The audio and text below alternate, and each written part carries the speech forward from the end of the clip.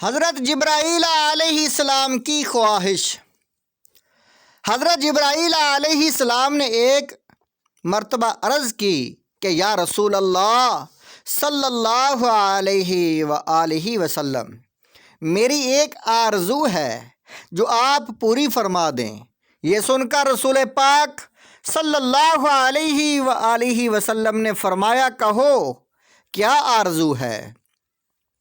عرض کی، جب روز محشر آپ صلی اللہ علیہ وآلہ وسلم کی امت پلس راست سے گزرے تو مجھے ان کے پاؤں کے نیچے اپنے پر بچھانے کی اجازت مل جائے۔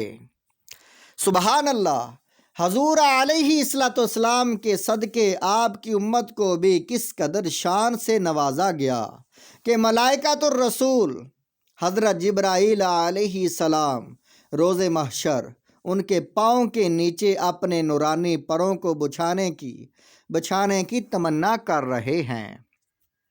سرکار صلی اللہ علیہ وآلہ وسلم اللہ کی بڑی بڑی نشانیوں کو ملاحظہ فرما چکے، تو اب قرب خاص میں باریابی اور حضوری کا وقت آیا اور آپ آخر تک پہنچے اور تمام سے انقطاع تام ہو گیا۔ آپ تنہا رہ گئے، کوئی فرشتہ اور انسان آپ کے ساتھ نہ رہا۔ ہنوز 70 نورانی حجاب ایسے ہیں کہ ایک حجاب دوسرے حجاب کے ہم مثل نہ تھا۔ روایت میں آیا ہے کہ حجاب کی طے موٹائی 500 برس کی راہ تھی۔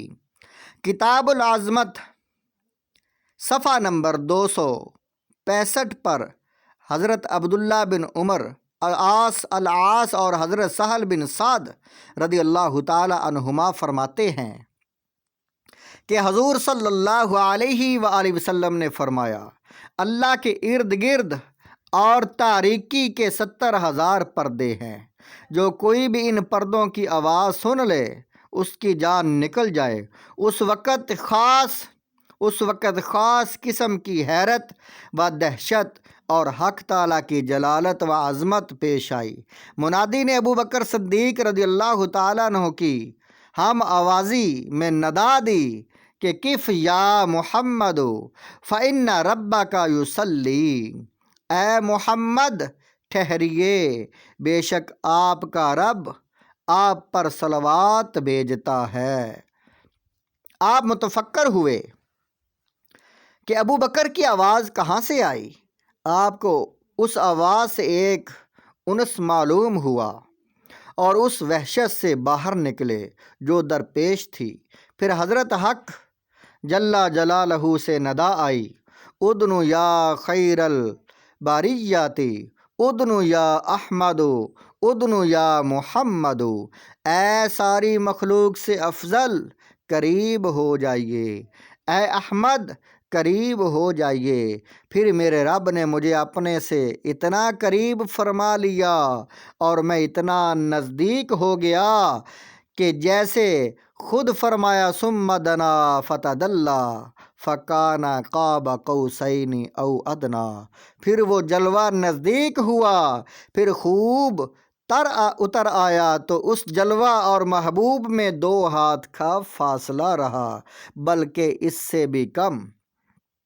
پھر میرے رب نے مجھ سے کچھ دریافت فرمایا تو مجھ میں اتنی تاب نہ تھی کہ جواب دے سکتا۔ اس وقت اپنا دست قدرت میرے دونوں شانوں کے درمیان بے کیف و حد بڑھایا، میں نے اس کی ٹھنڈک کو اپنے سینہ گنجینہ میں محسوس کی۔ اس وقت مجھے اولین و آخرین کا علم عطا فرمایا اور طرح طرح کے علوم تعلیم فرمائے، جن میں سے ایک علم ایسا تھا جس کے ظاہر نہ کرنے کا عہد مجھ سے لیا گیا کہ اسے کسی سے نہ کہو، اور ہر کوئی اس کی برداشت کی طاقت بھی نہیں رکھتا سوائے میرے۔ یہ ترمذی شریف میں لکھا ہوا ہے۔